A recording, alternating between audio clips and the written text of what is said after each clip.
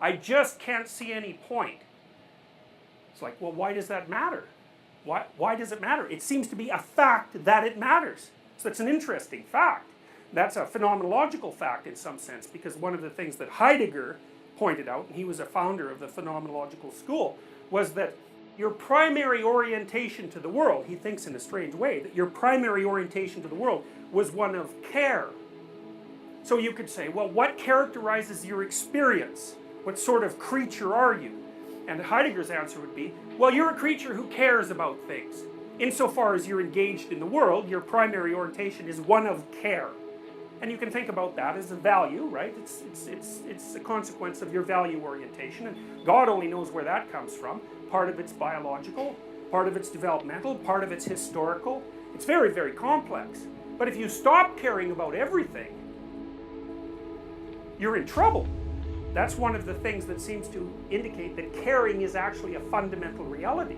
You stop caring about things, you don't stop suffering. And it seems that unless the caring counterbalances the suffering, you can't maintain an even keel. And that's partly because it doesn't seem just, right? I mean, when terrible things happen to people, they always say, well, two things.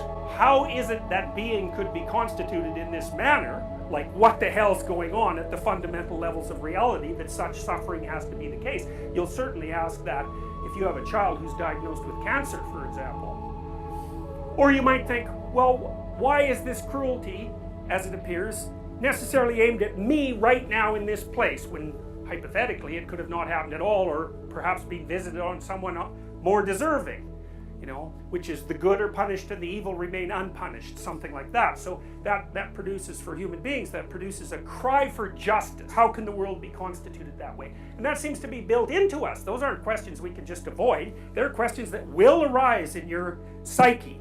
They'll arise as fundamental questions when sufficiently terrible things happen to you. So the existentialists would say, well, those are conditions of existence. You're just stuck with that. It's part of human nature. It's part of human being to be perplexed by those questions. Then the question is, at least in part, is there any way of answering them?